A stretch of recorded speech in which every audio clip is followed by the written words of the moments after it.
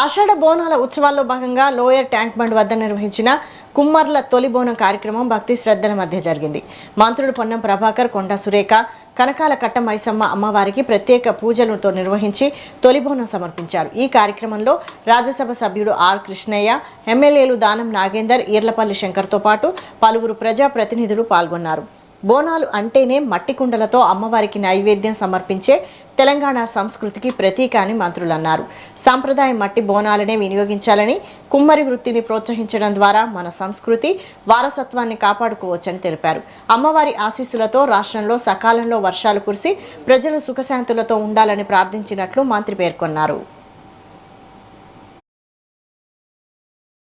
బోనాలు అంటేనే కుండ ప్రకృతి మట్టితో తయారయ్యే బోనముతోటి అటు పర్యావరణాన్ని ఇటు కుల వృత్తిని ప్రోత్సహించినట్టుగా ఉండడానికి తెలంగాణ బోనాల సందర్భంగా ఈరోజు కుమ్మరులంతా మట్టి బోనాన్నే వాడాలి అనేటువంటి నినాదంతో లోయర్ ట్యాంక్ బండ్లో పెద్ద ఎత్తున మట్టి కుండల బోనాన్ని చేస్తున్నారు.